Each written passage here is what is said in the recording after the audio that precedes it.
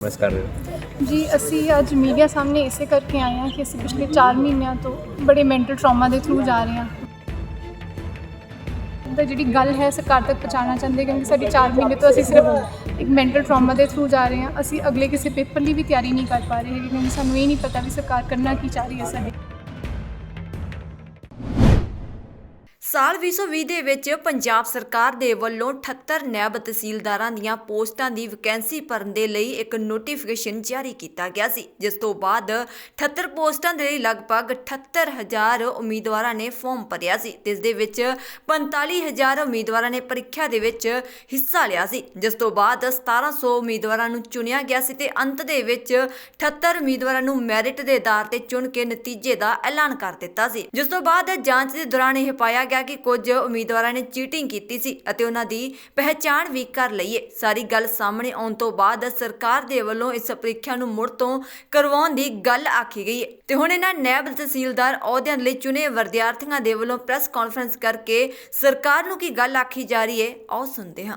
Ma'am ਤੁਹਾਡੀ ਕੀ ਮੰਗ ਹੈ? ਮੈਮ ਤੁਸੀਂ ਕਿਸ ਤਰੀਕੇ ਅੱਜ ਪ੍ਰੈਸ ਕਾਨਫਰੰਸ ਕਰ ਰਹੇ ਹੋ?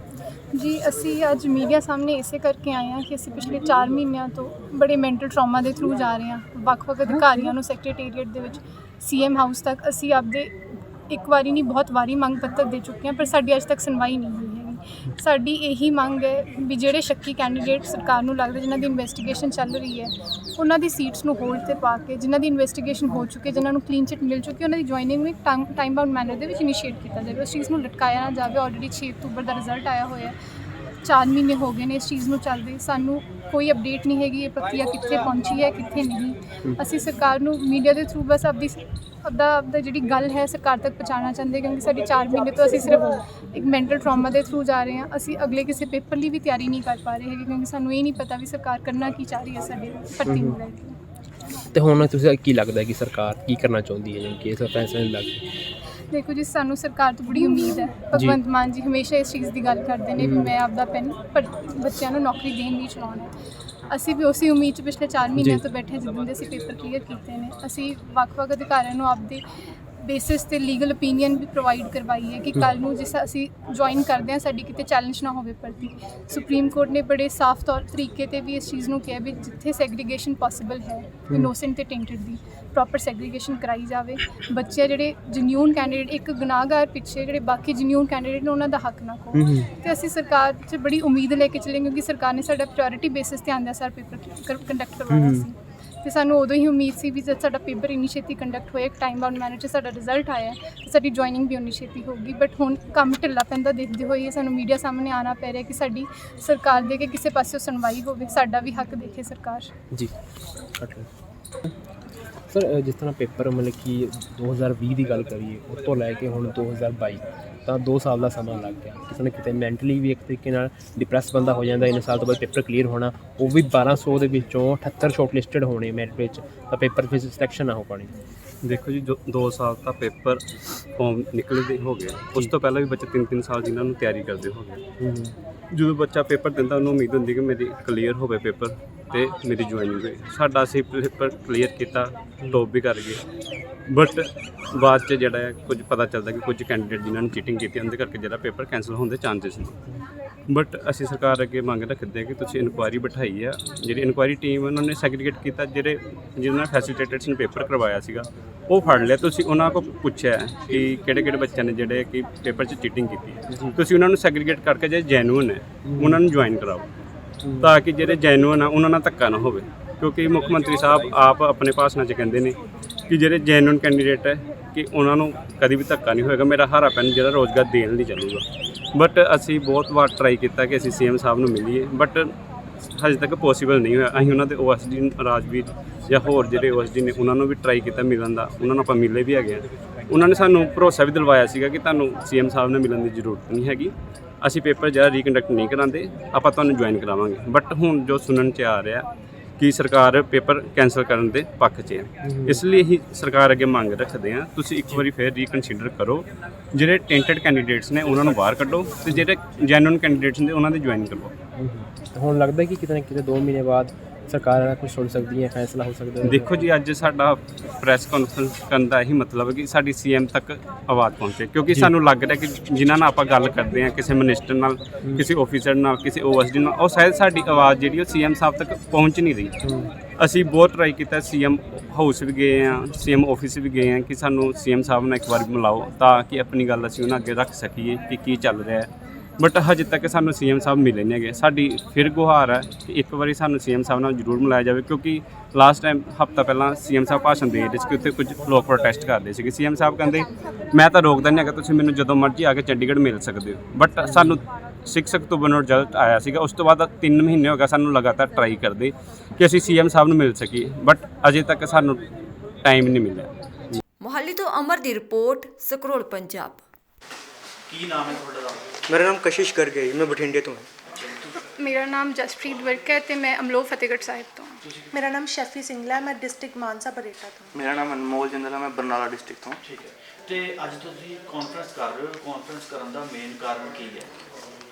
ਸਰ ਐਕਚੁਅਲੀ ਜਿਹੜੀ ਨਾਇਬ ਤਹਿਸੀਲਦਾਰ ਦਾ ਐਗਜ਼ਾਮ ਸੀ ਉਹ 2000 ਮਾਈਕ ਆਪਣੇ ਕੋਲ ਰੱਖੋ, ਥੋੜਾ ਜਿਹਾ ਅੱਗੇ ਹੋ ਜਾਓ, ਥੋੜਾ ਅੱਗੇ ਹੋ ਕੇ ਪ੍ਰੋਪਰ ਬੋਲੋ, ਉਹ ਥੋੜਾ ਲਾਊਡ ਬੋਲੋ। ਆ ਮਾਈਕ ਫੜ ਲਓ ਜਾ, ਮਾਈਕ ਆਪਣੀ ਵੱਲ ਕਰ ਲਓ ਸਾਰੇ।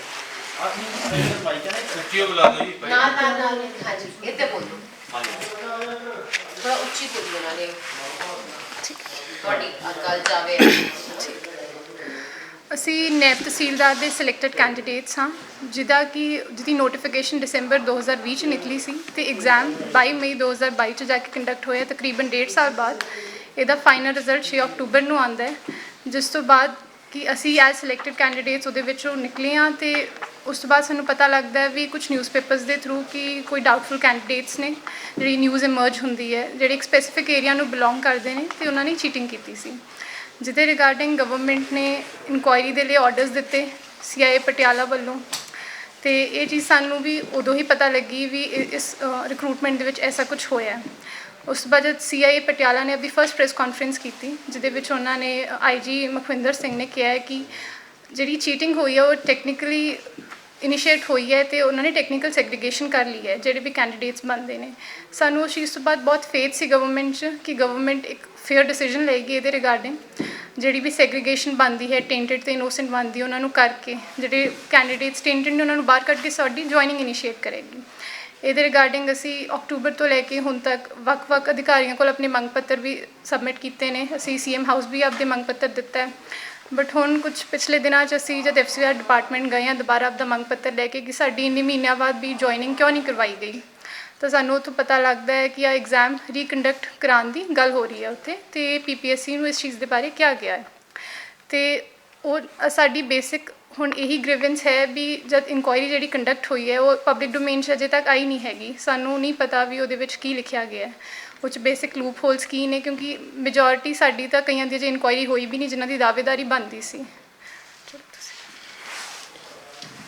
ਇਸ ਐਗਜ਼ਾਮ ਦੇ ਵਿੱਚ 78 ਪੋਸਟਾਂ ਸੀਗੀਆਂ, ਤਾਂ ਇਹ ਜਿਹੜੀ ਇਨਕੁਆਇਰੀ ਹੋਈ ਉਹ ਪਹਿਲੇ 50 ਬੱਚਿਆਂ ਦੀ ਹੋਈ ਹੈ। ਉਹਨਾਂ 50 ਚੋਂ ਅੱਧਿਆਂ ਦੀ ਤਾਂ ਦਾਅਵੇਦਾਰੀ ਇਹਨਾਂ 78 ਪੋਸਟਾਂ 'ਤੇ ਬਣਦੀ ਵੀ ਨਹੀਂ ਹੈਗੀ, ਤੇ ਜਿਹੜੇ 78 ਬੱਚਿਆਂ ਦੀ ਦਾਅਵੇਦਾਰੀ ਬਣਦੀ ਹੈ ਇਹਨਾਂ 78 ਪੋਸਟਾਂ 'ਤੇ, ਉਹਨਾਂ ਸਾਰਿਆਂ ਦੀ ਇਨਕੁਆਇਰੀ ਨਹੀਂ ਹੋਈ।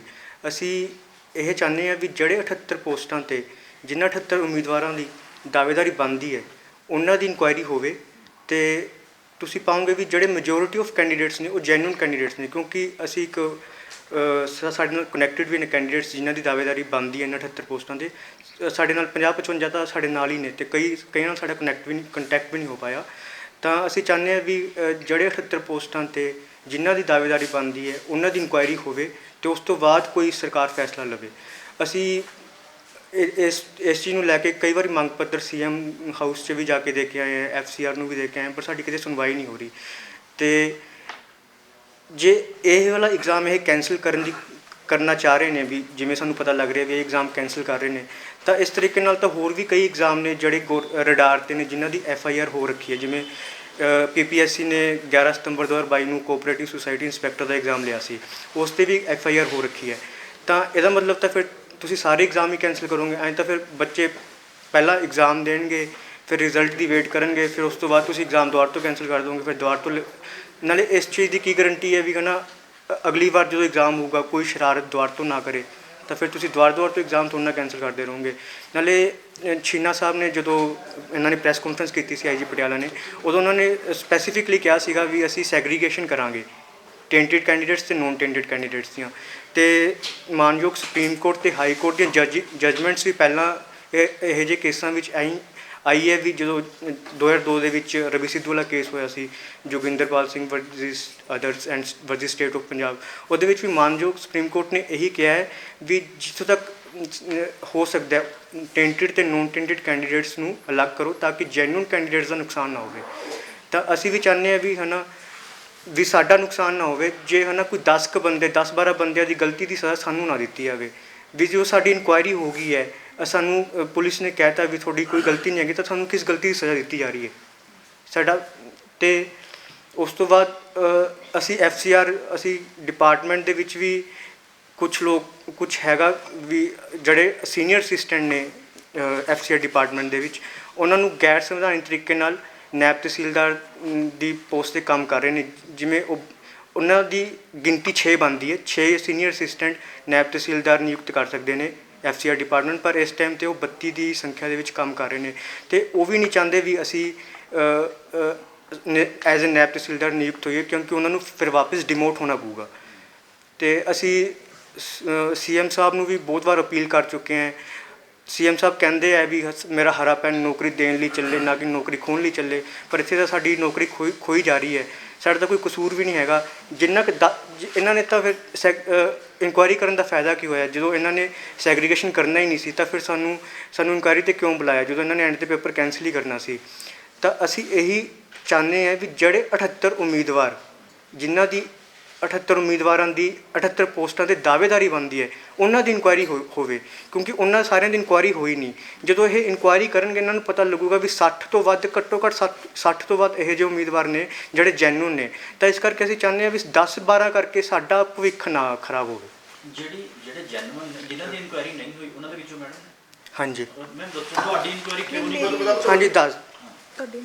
ਹਾਂਜੀ ਮੇਰੀ ਸਿੰਸ ਰਿਜ਼ਰਵਡ ਹਾਂਜੀ ਸਿੰਸ ਮੇਰੀ ਰੈਂਕ ADSM ਕੈਟੇਗਰੀ ਦੇ ਵਿੱਚ ਹੈ ਅਤੇ ਮੇਰੀ ਰੈਂਕ ਓਵਰਆਲ 100 ਬਣਦੀ ਹੈ, ਬਟ ਇਹਨਾਂ ਨੇ 50th ਰੈਂਕ ਤੱਕ ਹੀ ਇਨਕੁਆਇਰੀ ਕੀਤੀ, ਜਿਸ 'ਚ ਮੈਜੋਰਟੀ ਕੈਂਡੀਡੇਟਸ ਉਹ ਨੇ ਜਿਨ੍ਹਾਂ ਦੀ ਦਾਅਵੇਦਾਰੀ ਵੀ ਨਹੀਂ ਬਣਦੀ ਸੀਟਸ 'ਤੇ। ਅਤੇ ਸਾਡੀ ਜਿਨ੍ਹਾਂ ਦੀ ਦਾਅਵੇਦਾਰੀ ਬਣਦੀ ਹੈ ਸੀਟਸ 'ਤੇ ਸਾਨੂੰ CI ਵੱਲੋਂ ਕੋਈ ਵੀ ਸਾਨੂੰ ਇਨਕੁਆਇਰੀ ਲਈ ਕੋਈ ਸਮਨ ਨਹੀਂ ਆਏ ਹੈਗੇ, ਸਾਡੀ ਕੋਈ ਇਨਕੁਆਇਰੀ ਨਹੀਂ ਹੋਈ। ਇੱਕ ਬੜੀ ਇਨਕੰਪਲੀਟ ਜੇ ਵੇ 'ਚ ਉਹਨਾਂ ਨੇ ਇਨਕੁਆਇਰੀ ਕਰਕੇ ਆਪਣੀ ਰਿਪੋਰਟ ਸਬਮਿਟ ਕੀਤੀ ਹੈ। ਅਤੇ ਸਾਡੀ ਮੇਜਰ ਗ੍ਰੀਵੈਂਸ ਹੀ ਇਹ ਹੈ ਸਰਕਾਰ ਅੱਗੇ ਵੀ ਜਿਨ੍ਹਾਂ ਦੀ ਦਾਅਵੇਦਾਰੀ ਬਣਦੀ ਹੈ 78 ਕੈਂਡੀਡੇਟਸ ਜਿਨ੍ਹਾਂ ਵਿੱਚੋਂ ਅਸੀਂ ਹਾਂ, ਸਾਡੀ ਵੀ ਪ੍ਰੋਪਰ ਇਨਵੈਸਟੀਗੇਸ਼ਨ ਕਰਨ। ਜੇ ਉਸ ਤੋਂ ਬਾਅਦ ਸਰਕਾਰ ਨੂੰ ਲੱਗਦਾ ਹੈ ਵੀ ਹਾਂ ਐਸਾ ਕੋਈ ਫੈਸਲਾ ਲੈਣ ਦੀ ਲੋੜ ਪੈਂਦੀ ਹੈ ਵੀ ਉਹਨਾਂ ਨੂੰ ਲੱਗਦਾ ਵੀ ਚੀਟਿੰਗ ਵੱਡੇ ਲੈਵਲ 'ਤੇ ਹੋਈ ਹੈ, ਤਾਂ ਸਰਕਾਰ ਇਹੋ ਜਿਹਾ ਫੈਸਲਾ ਲਵੇ। ਬਟ ਹੁਣ ਸਰਕਾਰ ਨੇ ਜਦ ਸਾਡੀ ਇਨਕੁਆਇਰੀ ਹੀ ਨਹੀਂ ਕੰਪਲੀਟ ਕੀਤੀ ਹੈਗੀ ਤਾਂ ਸਰਕਾਰ ਕਿਸ ਬੇਸਿਸ 'ਤੇ ਆ ਫੈਸਲਾ ਲੈਣਾ ਚਾਹ ਰਹੀ ਹੈ? ਅਸੀਂ ਬਸ ਇਹੀ ਸਾਡੀ ਮੰਗ ਹੈ ਸਰਕਾਰ ਅੱਗੇ ਵੀ ਇੱਕ ਜਿਹੜੇ ਵੀ ਲੂਪ ਹੋਲਸ ਇਨਕੁਆਇਰੀ ਦੇ ਵਿੱਚ ਰਹੇ ਨੇ ਉਹਨਾਂ ਨੂੰ ਇੱਕ ਪਾਰਦਰਸ਼ੀ ਤਰੀਕੇ ਨਾਲ, ਪਹਿਲੀ ਗੱਲ ਤਾਂ ਪਬਲਿਕ ਡੋਮੇਨ 'ਚ ਇਨਕੁਆਇਰੀ ਆਏ, ਸੈਗਰੀਗੇਟ ਕਰਕੇ ਆਏ ਪ੍ਰੋਪਰ, ਜਿਹੜੇ ਕਿ ਸੁਪਰੀਮ ਕੋਰਟ ਕਹਿੰਦੀ ਹੈ ਜਿਸ ਚੀਜ਼ ਨੂੰ। ਅਤੇ ਉਸ ਤੋਂ ਬਾਅਦ ਅਗਰ ਸਰਕਾਰ ਨੂੰ ਲੱਗਦਾ ਹੈ ਕਿ ਫੈਸਲਾ ਲੈਣਾ ਉਹ ਸਰਕਾਰ ਆਪਦਾ ਬੈਲੈਂਸਡ ਵਿਊ ਲਵੇ। ਸਾਨੂੰ ਤਾਂ ਇੰਨੀ ਕੁ ਫੇਥ ਹੈ ਸਰਕਾਰ 'ਚ ਵੀ ਸਰਕਾਰ ਸਾਡੀ ਸੁਣੂਗੀ। ਤੁਹਾਨੂੰ ਲੱਗਦਾ ਕੀ ਹੈ ਕਿਉਂ ਨਹੀਂ ਤੁਹਾਡੀ ਇਨਕੁਆਇਰੀ ਕੀਤੀ ਗਈ ਜਿਹੜੀਆਂ ਦਾਅਵੇਦਾਰ? ਸ਼ਾਇਦ ਉਹਨਾਂ ਨੂੰ ਇਸ ਗੱਲ ਦਾ ਇਲਮ ਹੀ ਨਹੀਂ ਹੈਗਾ ਵੀ ਇਹ 78 ਪੋਸਟਾਂ 'ਤੇ ਕਿੰਨਾ ਦੀ ਉਮੀਦਵਾਰੀ ਬਣਦੀ ਹੈ। ਸ਼ਾਇਦ ਇਹ ਜਾਂ ਤਾਂ ਇਹਨਾਂ ਦੇ ਕੋਆਰਡੀਨੇਸ਼ਨ ਦੀ ਘਾਟ ਹੈ PPSC ਅਤੇ CIA ਦੇ ਸਟਾਫ ਦੇ ਵਿੱਚ, ਜਾਂ ਫਿਰ FCR ਡਿਪਾਰਟਮੈਂਟ ਜਾਂ CIA ਦੇ ਸਟਾਫ ਦੇ ਵਿੱਚ ਜਿਨ੍ਹਾਂ ਦੀ ਬਣਦੀ ਹੈ ਇਹਨਾਂ ਨੇ ਇਨਕੁਆਇਰੀ ਕੀਤੀ ਹੀ ਨਹੀਂ ਹੈ। ਤਾਂ ਜਿਹੜੇ ਬੱਚੇ ਇਨਕੁਆਇਰੀ 'ਤੇ ਗਏ ਸੀ ਜਿਨ੍ਹਾਂ ਦੀ ਦਾਅਵੇਦਾਰੀ ਬਣਦੀ ਨਹੀਂ, ਉਹ ਜਾਂ ਤਾਂ ਗਏ ਨਹੀਂ, ਜੇ ਗਏ ਹੈ ਤਾਂ ਉੱਥੇ ਜਾ ਕੇ ਇਹ ਕਹਿ ਕੇ ਆ ਗਏ ਵੀ ਪੇਪਰ ਕੈਂਸਲ ਕਰੋ, ਕਿਉਂਕਿ ਉਹਨਾਂ ਦਾ ਇੰਟਰਸਟ ਸੀਗਾ ਵੀ ਪੇਪਰ ਕੈਂਸਲ ਹੋਵੇ ਤਾਂ ਕਿ ਉਹ ਦੁਬਾਰਾ ਤੋਂ ਕੋਸ਼ਿਸ਼ ਕਰ ਸਕਣ। ਤੁਸੀਂ ਕੀ ਮੰਗ ਕਰਦੇ ਹੋ ਸਰਕਾਰ? ਅਸੀਂ ਇਹੀ ਮੰਗ ਕਰ ਰਹੇ ਹਾਂ ਵੀ ਕਿਸੇ ਥੋੜ੍ਹੇ ਜਿਹੇ ਬੰਦਿਆਂ ਦੀ ਗਲਤੀ ਕਰਕੇ ਸਾਡਾ ਭਵਿੱਖ ਖਰਾਬ ਨਾ ਕੀਤਾ ਜਾਵੇ। ਅਸੀਂ ਪਿਛਲੇ 2-2.5 ਸਾਲ ਤੋਂ ਇਸ ਐਗਜ਼ਾਮ ਵਾਸਤੇ ਬਹੁਤ ਮਿਹਨਤ ਕੀਤੀ ਹੈ। ਐਗਜ਼ਾਮ ਪਹਿਲਾਂ ਹੀ 1.5 ਸਾਲ ਬਾਅਦ ਹੋਇਆ ਸੀ ਅਤੇ ਉਸ ਤੋਂ 5-6 ਮਹੀਨੇ ਬਾਅਦ ਰਿਜ਼ਲਟ ਆਇਆ ਸੀ। 2 ਸਾਲ ਹੋ ਚੁੱਕੇ ਨੇ ਐਗਜ਼ਾਮ ਦੀ ਨੋਟੀਫਿਕੇਸ਼ਨ ਆਏ ਨੂੰ, ਅਤੇ ਹਜੇ ਤੱਕ ਇਹ ਭਰਤੀ ਪ੍ਰਕਿਰਿਆ ਪੂਰੀ ਨਹੀਂ ਹੋ ਸਕੀ। ਅਤੇ ਜੇ ਇਸ ਗੱਲ ਦੀ ਵੀ ਕੋਈ ਗਰੰਟੀ ਨਹੀਂ ਹੈਗੀ ਵੀ ਜੇ ਦੁਬਾਰਾ ਤੋਂ ਐਗਜ਼ਾਮ ਹੋਊਗਾ ਤਾਂ ਕੋਈ ਨਾ ਕੋਈ ਬੰਦਾ ਫਿਰ ਚੀਟਿੰਗ ਕਰ ਸਕਦਾ ਹੈ। ਤਾਂ ਇਹਦਾ ਮਤਲਬ ਇਹ ਨਹੀਂ ਹੈਗਾ ਵੀ ਹਰ ਵਾਰ ਕੋਈ ਇਹ ਐਗਜ਼ਾਮ ਕੈਂਸਲ ਕਰਦੇ ਰਹਿਣਗੇ। ਜੇ ਸਪੋਜ਼ ਕਰੋ ਕੋਈ ਕੈਬਨਿਟ ਦੇ ਵਿੱਚ ਕੋਈ ਮੰਤਰੀ ਕਰਪਟ ਨਿਕਲਦਾ ਹੈ ਤਾਂ ਇਹਦਾ ਮਤਲਬ ਇਹ ਨਹੀਂ ਹੈਗਾ ਵੀ ਸਾਰੀ ਕੈਬਨਿਟ ਰਿਜ਼ਾਈਨ ਕਰ ਦਿੰਦੀ ਹੈ, ਉਹ ਇੱਕ ਮੰਤਰੀ ਕੱਢਦੇ ਨੇ ਕੈਬਨਿਟ ਤੋਂ। ਇਸ ਕਰਕੇ ਅਸੀਂ ਚਾਹੁੰਦੇ ਹਾਂ ਵੀ ਜਿਹੜੇ ਬੰਦੇ ਜਿਨ੍ਹਾਂ ਨੇ ਚੀਟਿੰਗ ਕੀਤੀ ਹੈ ਉਹਨਾਂ ਨੂੰ ਕੱਢ ਦਿਓ ਅਤੇ ਸਾਨੂੰ ਤਾਂ ਜੁਆਇਨਿੰਗ ਦਿਓ ਨਾ, ਸਾਡੀ ਤਾਂ ਕੋਈ ਗਲਤੀ ਨਹੀਂ ਹੈਗੀ ਨਾ। ਇਹਨਾਂ ਨੇ ਜਿਸ ਸੈਗਰੀਗੇਸ਼ਨ ਕੀਤੀ ਹੈ ਤਾਂ ਇਹਨਾਂ ਨੇ ਤਾਂ ਕਾਈਂਡ ਆਫ ਗਧੇ ਤੇ ਘੋੜੇ ਇੱਕ ਬਰਾਬਰ ਕਰਤੇ ਵੀ। ਫਿਰ ਸੈਗਰੀਗੇਸ਼ਨ ਦਾ ਮਤਲਬ ਕੀ ਹੋਇਆ?